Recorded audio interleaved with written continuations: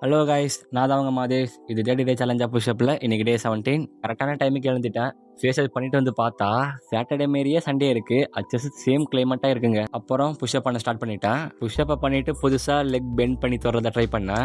அதோட அகைன் புஷ்அப்பை போட்டுட்டு இருந்தேன். புஷ்அப்பை முடிச்சுட்டு டீ குடிக்க போகிறதுக்குள்ளேயே ஃபோன் ஆஃப் ஆயிடுச்சு. சார்ஜை ஃபுல் பண்ணிட்டு அப்புறம் நானும் விளையாட கிளம்பிட்டேன்.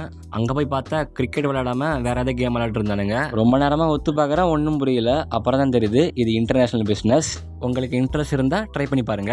அப்புறம் நாங்களும் கிரிக்கெட் விளையாட கிளம்பிட்டோம். மேட்ச்சில் செகண்ட் ஹாஃப் நாங்கள் பேட்டிங்கு, தம்பியை ஓப்பனிங் ஆட அனுப்பினோம். சுற்றி சூறாவளியாக வர வச்சிட்டான். அப்புறம் டீமோட எமர்ஜென்சி பிளேயரை இறக்கி விட்டோம். வந்து 2 ஓவரில் மேட்சை முடிச்சிட்டாரு. அடித்த ஒவ்வொரு பாலும் ராக்கெட் மாதிரி போகுது. அதோட வீட்டுக்கு போனால் நம்ம தம்பிக்கு பர்த்டே. அவனுக்கு ஒரு விஷ் போட்டுட்டு பூனைக்குட்டிக்கு ப்ராஜெக்ட் செய்ய ஸ்டிக்கர் வேணுமா, நான் கடைக்கு கிளம்பிட்டேன். சிட்டி ஷாப்பிங் கடைக்கு தான் போனேன். போயிட்டு வரதுக்குள்ளே 1 hour ஆயிடுச்சு. அப்புறம் அவர்கிட்ட ஸ்டிக்கரையும் கொடுத்துட்டேன். கொடுக்கக்குள்ள மூஞ்சில் ஒரு ஸ்மைல். அதோட வீட்டுக்கு கிளம்பிட்டா. அப்புறம் நானும் போய் குளிச்சுட்டு வந்துட்டேன். அப்படியே பர்த்டே பாய் வந்தார். அவங்க கூட சேர்ந்து கேக் வெட்டிட்டு இருந்தோம். மார்னிங்லேருந்து ஒயிட் பாப்பா வீட்டில் தான் இருந்தான். நைட் டைமில் தான் வீட்டுக்கே வந்தான். நாளைக்கு நமக்கு காலேஜ் அசைன்மெண்ட்டே முடிக்கல. இப்போ தான் எழுதவே ஸ்டார்ட் பண்ணியிருக்கேன். நானும் வேகமாக எழுத ஆரம்பிச்சிட்டேன். அப்படியே நைட்டுக்கு காளான சாப்பிட்டு இனி நாளாக முடிச்சுக்கலாம். அப்புறம் நாளைக்கு பார்க்கலாம்.